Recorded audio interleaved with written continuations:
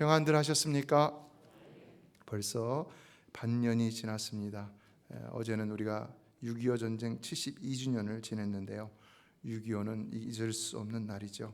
그로 인해 많은 사상자들이 나왔고 남북은 서로 원수가 되었고 지금까지도 이래서 한민족이 둘로 나누어서 큰 고통을 받고 있는데요. 전쟁 기간 남북한을 합쳐서 약 300만 명에 가까운 사람들이 죽거나 실종이 되었다고 합니다. 미군도 4만 5천 명이라는 통계가 있는데 제가 다른 신문을 보니까 3만 6천 얼마이고 거기에 또 카투샤가 7천 얼마다 이렇게 기록된 것도 보았습니다. 그런데요, 이 미군들도요 아직까지도 돌아오지 못한 미군이 7천 명이나 된다고 합니다. 70년이 넘었는데도. 그리고요, 베트남 전쟁이나 2차 세계대전에 비해서도 민간인 사망자 비율이 아주 높았던 처참한 전쟁이 바로 6.25 전쟁이라고 하는데요. 성도 여러분, 더는 우리 조국에 피비린내 나는 전쟁이 일어나지 않게 되기를 주의 이름으로 축원합니다. 만일 6.25 전쟁 때 나라가 적화되고 또 공산주의 국가가 되었다면 어떻게 되었을까? 대한민국이 자유민주주의를 지키지 못했다면 어떻게 되었을까? 6.25 전쟁 이후로 현재까지 북한에서 순교를 당한 기독교인이 3만 명이 넘는다고 합니다. 여러분, 북한의 공산주의가 속히 회개하고 돌아오게 되기를 주의 이름으로 축원합니다. 그곳에서도 마음껏 하나님 예배하는 날이 오게 되기를 주의 이름으로 축원합니다. 1950년 당시 북한은 8월 15일 광복절에 맞춰 남북 통일을 선언하기 위해서 농번기에 장마철까지 겹쳐 진군에도 적절치 않은 6월 25일을 전쟁일로 삼고 시작을 했는데요. 부산까지 500km라고 가정을 하고 하루에 10km씩 진격을 하면 부산까지 50일이 걸릴 것이라고 예상을 하고는 광복절로부터 50일을 거꾸로 계산을 해서 6.25에 6월 25일에 전쟁을 시작했다는 겁니다. 결국 북한의 남침이 시작된 지 3일 만에 서울이 함락되었고 7월 말에는 낙동강까지 밀려갔는데 그러나 그 계획이 실패로 돌아갔죠. 어떻게 해서 그 계획이 실패로 돌아갔습니까? 바로 하나님의 역사가 있었기 때문인 것이죠. 이승만 대통령의 요청으로 250여 명의 목사님들과 장로님들이 부산 초량교회에 모여서 하나님 앞에 회개하며 울부짖을 때에 놀라운 역사가 일어났습니다. 그때 그 목사님들과 장로님들은 눈물과 콧물이 범벅이 돼서 하나님 앞에 울부짖으며 하나님 앞에 살려달라고 절체절명의 간구를 드렸었는데요. 그로 인해 하나님의 기적적인 은혜가 임하여서 유엔 안보리에서 유엔군 참전이 결의되었다는 것입니다. 사실 러시아 대표가 참가를 했다면은 결의가 될 수 없었는데 러시아 대표가 갑자기 문제가 생기면서 하나님의 역사로 유엔군 참전이 유엔 안보리에서 결의가 되었던 것입니다. 그래서 기도회가 끝난 후 3일 후 성공 확률이 5,000분의 1밖에 안 되었던 유엔 연합군의 인천 상륙 작전이 성공을 했죠. 그리고 곧이어서 서울이 회복되었죠. 메가더 장군은 서울을 회복하고 한도식에서 이승만 대통령에게 이렇게 말했다고 하는데요. 하나님의 은혜로 인류의 가장 큰 희망의 상징인 유엔 깃발 아래서 싸우는 우리 군대는 한국의 수도를 해방하게 됐습니다. 대한민국 수도 서울을 이승만 대통령 각하가 영도하는 대한민국 정부에 돌려드립니다. 오늘의 승리는 하나님의 도우심이 없었다면 불가능했을 것입니다. 성도 여러분, 우리 조국은 하나님이 구해주신 줄로 믿습니다. 그러므로 하나님 우리 조국과 항상 함께 하시는 줄로 믿습니다. 그러므로 우리가 우리 조국을 위해서 기도하면 하나님 반드시 들어주시는 줄로 믿습니다. 우리 민족은 기도를 통해서 일제의 어려운 감경기를 지날 수 있었고 6.25 전쟁을 넘어설 수 있었으며 그리고 이제는 세계에서 그 유래를 찾아보기 힘든 놀라운 교회 부흥의 역사를 이루었습니다. 명실공히 세계 제2위 선교대국으로서의 역할을 감당하고 있는데요. 2021년 말 기준으로 한국에서 파송된 선교사는 무려 22,210명이라고 합니다. 파송국은 167개국이라고 하는데요. 현재 미국 다음으로 전 세계에서 개신교 선교사를 가장 많이 파송한 나라가 되었습니다. 무엇을 얘기해 주는 것입니까? 하나님께서는 그만큼 대한민국에 영적, 물질적 놀라운 복을 쏟아부어 주셨다는 것이죠. 분명 그 나라를 사용하시고자 택하셨기 때문에 그 나라를 어려움에서 건져주시고 이처럼 놀라운 복을 허락해 주셨다는 것입니다. 그러므로 하나님이 우리 조국을 사용하시기를 계속해서 사용하시기를 원한다면 계속해서 하나님께서 우리 조국에 은혜와 복을 더하여 주실 줄로 믿습니다. 지난 수요일에는 놀랍게도 우주 발사에 성공을 했죠. 세계에서 7번째로 1톤 이상을 우주로 쏘아 올리는 능력으로 목표했던 곳에 위성을 내려놓는 일에 성공했습니다. 그러나 그뿐만이 아니죠. 놀라운 것은 여러 분야에서 나타나고 있죠. BTS와 같은 K-팝이라든지 K-드라마, 반도체, 전자제품, 철강, 조선, 자동차, 그리고 요즘에는 무기도 잘 만든다고 하는데요. 아주 어마어마한 첨단 무기들을 만들어내면서 세계를 놀래키고 있다고 합니다. 이제는 첨단 전투기까지도 독자 개발을 해갔군요. 미국까지도 깜짝 놀라게 하고 있다고 하는데요. 세계 어디를 가도 한국 음식이 인기가 아주 좋죠. 영국의 어느 채널은 보니까 유튜브 채널은 한국 음식만 가지고 막 이렇게 하는 걸 봤는데요. 막 그 구독자들이 수백만이 되는 것을 볼 수 있습니다. 또 지난 시즌의 프리미어리그에서는 손흥민 선수가 득점함을 차지했죠. 그 부모님이 기독교 신자라고 유튜브에 나온 것을 봤는데, 그래서 경기할 때는 그가 하나님 앞에 먼저 기도를 한다는 겁니다. 정말로 작은 나라가 어떻게 이렇게 대단할 수 있을까? 그러나 하나님이 복 주시기 때문인 줄로 믿습니다. 그렇다면 우리는 이 머나먼 이국 땅에서 이러한 조국을 위해서 무엇을 할 수 있을까? 뭘 할 수 있겠습니까? 오늘 본문을 보면 느헤미야가 조국을 위해서 기도하는 내용이 기록되고 있는데요. 오늘은 이 느헤미야에게 기도를 통해서 주시는 교훈을 얻도록 하겠습니다. 첫째, 느헤미야는 조국을 위해 수일 동안 울고 슬퍼하며 하나님 앞에 금식하는 기도를 드리고 있는 것을 볼 수 있는데, 성도 여러분, 오늘 우리도 언제나 조국을 위해 간절한 마음을 품고 기도하는 사람이 되어야 할 줄로 믿습니다. 조국을 위한 기도를 잊지 마시길 바랍니다. 놓지 마시길 바랍니다. 머나먼 이국 땅에 있는 우리가 조국을 위해 할 수 있는 가장 위대한 일은 무엇인가? 우리가 물질이 많다면 물질로 서포트 할 수도 있겠지만, 사실 그분들에게 지금 정작 필요한 건 물질이 아니지요. 여러분, 우리가 성도로서, 또 성도가 아니더라도 세상에서 가장 위대한 일은 기도하는 일인 줄로 믿습니다. 기도는 전지전능하신 하나님을 움직이는, 하나님이 우리에게 허락하신 거룩한 수단인 것입니다. 느헤미야는 무엇보다도 조국에 있는 동족들이 어려움을 당하고 예루살렘 성이 무너지며 성문이 불탔다는 소식을 듣고는 하나님 앞에 눈물로 기도했는데요. 그는 한순간도 조국을 잊지 않고 가슴에 품었기 때문에 그가 유대인 3세임에도 불구하고 조국이 어려움을 당했을 때 그토록 울며 슬퍼하며 금식하며 기도하였다는 것입니다. 예, 오늘 우리도 멀리 떨어져 있으나 항상 조국을 잊어서는 안 되는 것인데요. 하나님께서 우리로 태어나게 하신 그 조국, 한 민족, 우리는 그 민족 조국의 어려움을 볼 때마다 진정 눈물로 기도할 정도로 조국을 사랑하지 않으면 안 되는 것입니다. 과연 우리가 조국을 위해 눈물 흘리며 기도해 본 적이 언제인가? 그러나 오늘 우리는 무엇보다도 조국의 영적 타락과 교회의 무너짐을 보면서 부르짖을 수 있어야 하는 것인데요. 이것이 중요하기 때문입니다. 우리의 삶도 마찬가지죠. 영혼이 잘 돼야 범사가 잘 되고 강건할 수 있는 것이지요. 우리 조국도 영적인 것이 바로 세워지지 않으면 위태로운 것이지요. 이것은 우리 성도들만이 볼 수 있는 관점입니다. 그러나 오래전부터 들려오는 한국교회 소식은 좋지 않습니다. 이미 2011년 서울대 손봉호 명예교수는 한국교회는 개신교 역사상 가장 타락했다는 엄청난 선언을 했고 경고를 했습니다. 실제로 한국교회는 금권주의, 지나친 기복신앙, 물질 만능주의, 세습, 성추행, 예배당의 우상화, 목회자의 귀속화, 교권화 등과 같은 많은 문제를 보여주고 있다고들 지적을 하고 있는데요. 이러한 문제들이 많은 부작용들을 낳아서 이로 인해서 신천지와 같은 이단들이 더 극성을 부리게 된 것이고, 또 100만 명이 넘는 가나안 성도들이 양산되었다는 사실입니다. 가나안 성도가 뭡니까? 거꾸로 하면 안 나가잖아요. 안 나가 성도예요. 안 나가. 예수를 믿는데 교회를 안 나간다는 거예요. 이 문제가 팬데믹을 지나면서 이제는 교회들에게 아주 치명타를 날리고 있는데요. 어떤 이들은 그래서 이 팬데믹이 끝나면 한국 교회 성도 수가 50% 감소할 것이다 이렇게 말하고 있습니다. 굉장히 위태로운 상황인 것이지요. 어떻게 해야 될까요?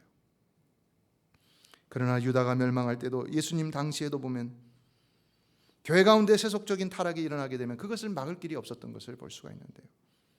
하나님께서 아무리 뛰어나고 훌륭한 위대한 선지자들을 통해서 수많은 말씀들을 전하게 하셨어도, 또 하나님의 아들 능력의 예수 그리스도께서 직접 오셔서 그 말씀을 전하셨어도, 회개하라 천국이 가까웠느니라 수없이 외쳤어도 그들의 타락은 멈춰지지 않았다는 사실입니다. 결국 하나님은 그들을 심판하심으로 유다가 멸망을 당하였습니다. 바벨론에 의해서 멸망을 당하였습니다. 그리고 다시 하나님께서 새롭게 하셨습니다. 그럼에도 또 타락할 때 예수 그리스도를 통해서 외치게 하셨고 듣지 않고 그들은 로마에서 멸망을 당하게 되었는데요. 이처럼 택하신 민족의 영적 타락은요, 굉장한 위기가 아니라는 것입니다. 그것은 심판을 재촉할 만큼 무서운 일이라는 것인데요. 그러므로 우리는 한국교회의 영적인 타락을 보며 슬픈 마음으로 기도해야 되는 것이고, 더 나아가 이 미국과 열방의 영적인 타락을 보며 반드시 슬픈 마음으로 그것을 위해서 기도해야 하는 것입니다. 성도 여러분, 온 세상의 부흥을 위해서 여러분 가슴에 정말 하나님의 소망을 품고 기도하는 성도들 다 되시기를 주의 이름으로 축원합니다. 지금까지 한국의 발전은 교회의 부흥과 맞물려 있었다 해도 과언이 아닐 것입니다. 그것은 한국의 발전사와 한국교회의 부흥사를 비교해 보면 알 수가 있는데, 그래프를 그려보면 같이 가고 있는 것을 볼 수 있죠. 그렇다면 이제 한국 사회가 영적으로 타락하고 교회들이 무너지기 시작하면 한국이 어떻게 될 것인가? 교회가 부흥될 때에 한국이 여러 면에서 성장했던 것을 볼 수 있는데요. 그러나 이제 교회가 타락하기 시작했을 때 한국이 어떻게 될 것인가? 장담할 수는 없겠지만, 그러나 성경이 우리에게 이스라엘 역사를 통해서 가르쳐주는 바는, 하나님은 택하신 민족에게 복을 주셔서 사용하시지만 그러나 그들이 타락하면은 반드시 징벌하신다는 것이지요. 세상 사람들은 이런 영적인 하나님의 섭리를 믿을 수도 없고 볼 수도 없습니다. 그러나 성경은 그렇게 말하고 있고, 이에 성경을 아는 우리는 이것을 반드시 인식하고 이것에 대한 위기감을 가지고 기도하지 않으면 안 된다는 것인데요. 누가 이런 것을 가지고 민족을 위해서 기도할 수 있겠습니까? 염려하며 기도할 수 있겠습니까? 우리 믿는 자들밖에 없다는 것이죠. 요한계시록 2장과 3장을 봐도 주님은 소아시아 7교회에 주시는 말씀을 통해서 영적으로 타락한 교회들을 향해서 거침없이 책망하시며 심판을 경고하셨던 것을 볼 수 있습니다. 그 심판의 경고는요, 역사 속에서 실제로 이루어졌습니다. 그래서 그 경고를 받았던 나라들은, 그 교회들은 지금 존재하지 않고요, 역사 속에서 사라졌다는 것입니다. 이러한 심판의 경고는 그때뿐만 아니라 지금도 여전히 계속되고 있다는 것인데요. 구약에서 경고하셨던 그 하나님, 신약에서도 경고하셨고 오늘날 이 땅 가운데도 경고하고 계시다는 것입니다. 예, 우리는 영적 타락을 보며 심판에 대한 경각심을 가지고 다시 일어나는 리바이벌을 위해서 간절한 마음으로, 절실한 마음으로 기도하지 않으면 안 되는 것인데요. 성도 여러분, 기도하면 되는 줄로 믿습니다. 민족을 위해, 나라를 위해 눈물로 기도하는 성도들이 많은 나라는 결코 망하지 않을 줄로 믿습니다. 하나님 반드시 우리의 간절한 간구에 긍휼을 베풀어 주실 줄로 믿습니다. 그러나 둘째, 우리는 조국을 위해 어떻게 기도해야 되느냐? 어떤 기도를 해야 할까요? 느헤미야는 회개의 기도를 드렸는데요. 오늘 우리도 조국을 위해 회개하며 기도해야 할 것입니다. 6절로 7절을 보겠습니다. 이제 종이 주의 종들인 이스라엘 자손을 위하여 주야로 기도하오니 우리 이스라엘 자손이 주께 범죄한 죄들을 자복하오니 주는 귀를 기울이시며 눈을 여시사 종의 기도를 들으시옵소서. 나와 내 아버지의 집이 범죄하여 주를 향하여 크게 악을 행하여 주께서 주의 종 모세에게 명령하신 계명과 율례와 규례를 지키지 아니하였나이다. 여러분, 느헤미야는 페르시아 땅에 사는, 유대 땅에 가본 적이 없는 유대인 3세였습니다. 페르시아 땅에서 태어나서 거기서 자라난 유대인 3세였습니다. 그런데 그가 도대체 조국과 무슨 관련이 그렇게도 있기에 조국을 위해서 이렇게 처절한 회개 기도를 하고 있다는 것일까요? 당시 유다는 고레스 왕 때 스룹바벨이 바벨론의 포로로 잡혔던 사람들을 1차로 이끌고 예루살렘으로 귀환해서 스룹바벨 성전을 건축하였습니다. 성을 넘은 성전과는 비교도 할 수 없이 초라했습니다. 그러나 그래도 예루살렘 성전을 재건했다는 사실은 굉장히 놀랍고도 소망이 넘치는 일이었습니다. 그리고 얼마 지나지 않아서 또 다른 페르시아 왕이었던 아닥사스다 왕의 허락으로 이제는 학사 에스랴가 제2차로 포로민들을 이끌고 예루살렘으로 귀환했는데요. 그때 에스라는 율법 학사답게 신앙 회복 운동을 전개했습니다. 백성들은 그가 율법을 펴서 읽을 때 눈물로 결단하며 우리가 하나님을 따르겠습니다 결심했던 것을 볼 수가 있는데요. 그래서 예루살렘은 진정 복을 받고 잘 될 줄만 알았는데, 그런데 실상은 그러지 못했다는 겁니다.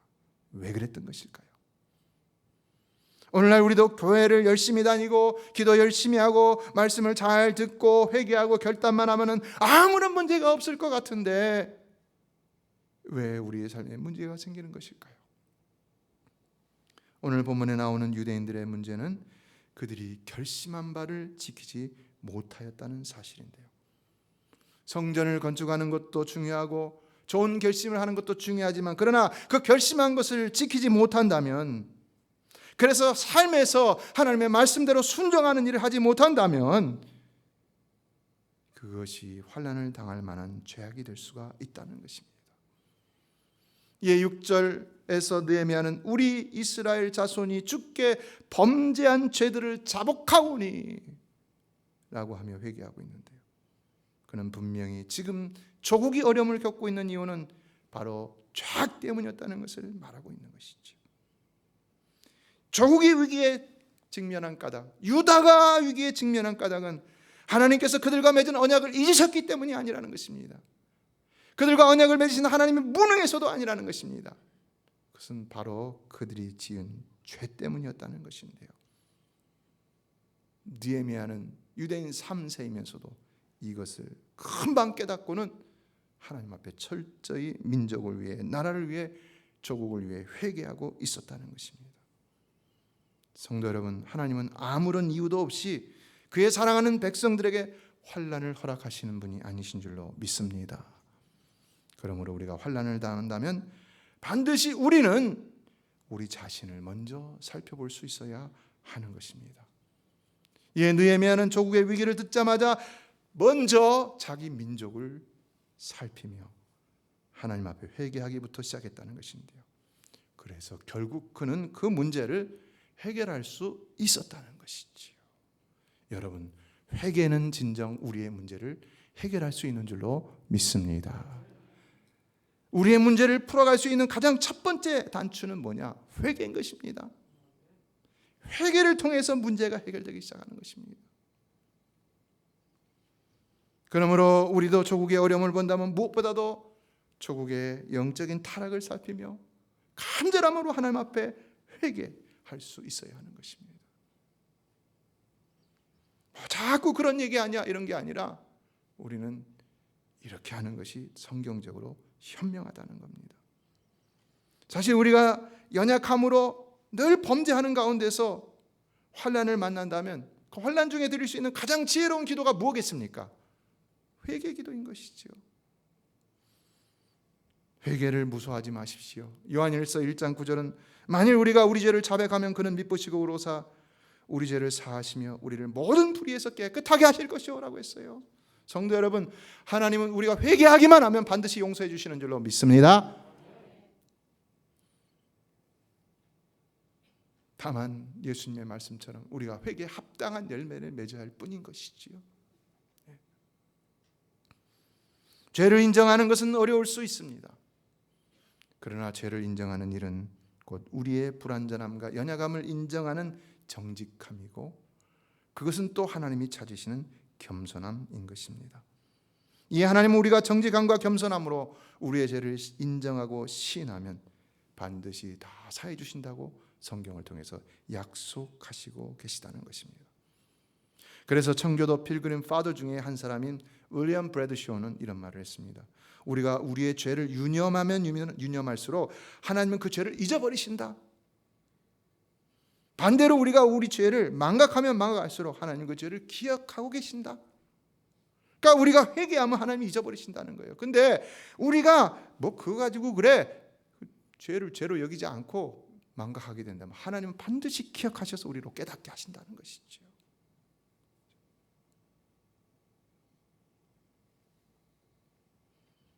예, 느헤미야는 6절 마지막으로부터 7절에서 이렇게 회개하고 있는데요. 나와 내 아버지의 집이 범죄하여 주를 향하여 크게 악을 행하여 주께서 주의 종 모세에게 명령하신 계명과 율례와 규례를 지키지 아니하였나이다. 느헤미야는 지금 시와 공간을 초월해서 회개하고 있는데요. 그래서 과거 조상들이 범한 죄까지도 현재 페르시아의 수산성에 있는 자신의 죄로 여기며 회개하고 있다는 겁니다. 그는 내 조상들이 범죄하였습니다라고만 회개하지 않았고 그들의 죄악을 자신의 죄악으로 삼으며 스스로 하나님 앞에 회개하고 있는 모습을 볼 수가 있는데요. 오늘 우리도 조국의 죄악을 단지 그들만의 죄악으로 볼 것이 아니라 우리의 죄악까지도 포함된다는 사실을 기억함으로 절실한 회개가 필요한 것입니다. 그래서 우리는요, 조국의 타락과 죄악을 바라볼 때 그것을 비난할 것이 아니라 오히려 그것을 회개하며 하나님 앞에 기도할 수 있어야 한다는 것입니다. 위기감을 가지라는 것은 회개하라는 것이지 비난하라는 것이 아닌 것입니다. 어느 선교사님이 한국에 귀국해 보니까 한국 교회 안에 패배 의식이 너무 짙게 들여져 있었다는 것입니다. 그래서 한국 교회가 쇠퇴하고 있다, 교인들이 줄어들고 있다, 이제는 복음을 전해도 소용없다, 이런 얘기를 듣고 나니까 오기가 생기더라고 합니다. 그래서 택시를 타고 다니면서 일부러 택시 기사들을 막 전도를 했는데 놀랍게도 그 택시 기사들이 눈물을 흘리며 복음에 반응을 하더라는 겁니다. 여러분, 복음의 능력은 결코 상실되지 않는 줄로 믿습니다. 교회가 복음의 능력만 잃지 않는다면 결코 그 교회는 망하지 않는 줄로 믿습니다. 그러므로 한국교회가 진정으로 회복해야 될 것은 복음의 능력인 줄로 믿습니다. 오늘 우리 삶도 마찬가지예요. 우리의 삶도 무너지는 가운데서 다시 일어나기 위해서는 복음의 능력을 붙잡아야 하는 줄로 믿습니다. 복음의 능력이 뭡니까? 예수 그리스도의 능력인 것입니다.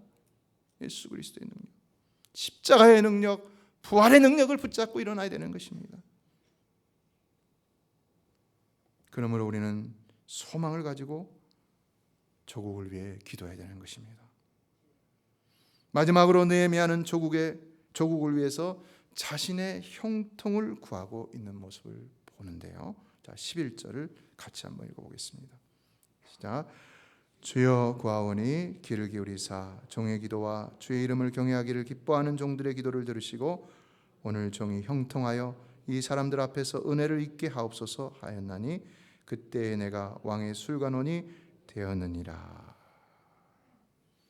여기서 왕의 술관원이란 단지 왕에게 술만 따르는 자가 아니지요. 왕의 음식을 맛보는 일과 왕의 침실을 관리하고 왕의 경호까지도 책임을 지는 고위 관리였습니다. 그러니까 그는 왕이 아주 신이 많은 자였다는 것인데요. 그러나 이런 자신의 직위를 이야기하는 것은 이 직위가 이후에 일어날 일과도 관련이 있기 때문인 것이죠. 하나님은 그러한 중요한 위치에 있는 그를 사용하셔서 다시금 유대인들을 이끌고 고국으로 돌아가 성벽을 재건하며 민족을, 나라를 세우게 하셨던 것을 볼 수가 있는데요. 이에 그는 하나님께 자신의 형통을 간구하고 있다는 겁니다. 하나님, 내가 형통해야지 공경에 처한 내 민족을 구할 수 있습니다. 그러므로 나를 형통케 하여 주시옵소서. 그는 자신의 부귀영화를 위해서, 명예를 위해서, 영광을 위해서가 아니라 환난을 당한 자기 민족을 위해서 자기의 형통을 구하고 있었다는 것인데요. 그러나 이것이 바로 우리가 구해야 할 먼저 하나님의 나라와 하나님의 의를 위하는 기도인 것이지요. 성도 여러분, 여러분의 기도는 먼저 여러분의 이웃과 교회와 민족과 나라와 열방을 위해 드리는 기도가 될 수 있게 되기를 주의 이름으로 축원합니다. 그러면 하나님 여러분의 모든 필요를 채워주실 줄로 믿습니다. 느헤미야의 기도는 자신을 위한 기도가 아니라 하나님 나라를 위한 기도였는데, 그러므로 그는 얼마든지 형통도 간구할 수 있었다는 것입니다. 여러분 형통하시기 바랍니다. 여러분 한 분 한 분이 잘 돼야, 여러분의 자녀들이 잘 돼야 우리 교회도 잘 될 뿐만 아니라 우리 민족도, 나라도, 우리 두고 온 조국도 잘 될 수 있는 줄로 믿습니다. 그러므로 우리가 이러한 조국과 나라와 온 세계를 가슴에 품는다면 그로 인한 우리의 형통도 구할 수 있어야 한다는 것입니다. 그러나 이와 같이 느헤미야가 자기의 형통을 구한 이유는 무엇보다도 그 자신이 고난 가운데 빠진 자기 민족을 위하여 헌신하겠다, 내가 하겠습니다 라는 자원하는 마음에서 비롯되었다 할 수가 있는 것인데요.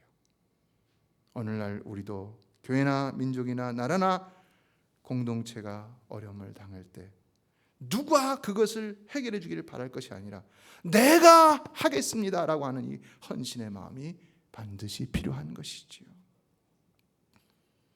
이것이 하나님이 찾으시는 마음인 것인데요. 이사야 6장 8절에서 하나님께서 내가 누구를 보내며 누가 우리를 위하여 갈고 할 때 그 이야기를 들은 이사야는 어떻게 반응합니까? 내가 여기 있나이다. 나를 보내소서. 성도 여러분, 오늘도 하나님은 하나님 나라를 위해서 여러분을 찾고 계시는 줄로 믿습니다. 여러분을 헌신할 수 있는 귀한 예배 시간이 될 수 있기를 주의 이름으로 축원합니다. 그래서 그는 하나님의 놀라운 쓰임을 받아서 엄청난 하나님의 말씀들을 증거하며 예언을 하는 대선지자의 반열에 오르게 되었던 것을 볼 수가 있는데요.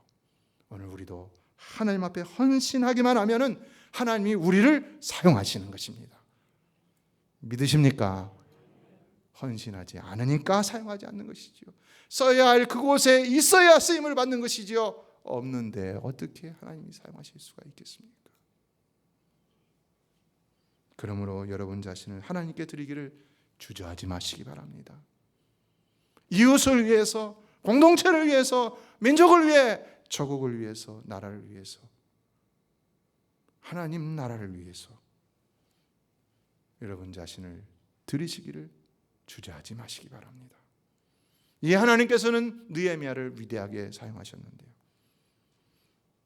그로 하여금 3차 포로귀환을 이루게 하셨고 성벽을 재건하게 하셨지요. 말씀을 맺습니다. 1907년 미국 캘리포니아에 이주 노동자로 건너간 23세 김종림이라는 가난한 농사꾼이 있었습니다. 그러나 흉년으로 생긴 빚을 갚지 못해 노예나 다름없는 미국 소작농이 되어서 수확물의 90%를 땅 주인에게 주어야 했다는 것인데요. 그런 와중에도 그는 미국의 주식 곡물인 밀이 아니라 쌀을 묵묵히 성실하게 재배하면서 조금씩 자신의 땅을 늘려감으로 어느새 400만 평의 땅에서 2만 석이 넘는 쌀을 거두는 어마어마한 부자가 되었다는 것입니다. 그런데 그렇게 피땀 모아 재산을 쌓아놓은 것을 오직 한 가지 목적만을 위해서 사용했다는 것인데요. 무엇이었을까요? 그것은 바로 조국의 독립이었다는 것입니다. 그래서 독립운동 소식을 전하는 신문사의 인쇄기를 사주고 또 대한민국 임시정부에도 아낌없이 지원을 했다는 것인데요. 1920년에는 대한민국 공군의 큰 뿌리가 되는 윌로우스 한인 전투 비행학교를 설립을 해서 어마어마한 자금을 지원해서 설립을 해서 많은 이런 독립운동하는 그 비행사, 독립군 비행사들을 양성할 수 있었다는 것입니다. 그러고도 자식들에게는 그러한 얘기를 하지 않았다는 것인데요. 그저 순수하게 했다는 것이죠. 어떻습니까, 여러분? 이러한 분들이 있었으니까 우리 조국이 오늘날 있을 수 있었던 것이지요. 그렇다면 오늘 우리는 우리 조국을 위해서, 민족을 위해서, 혹은 이 나라를 위해서 무엇을 할 수 있을 것인가?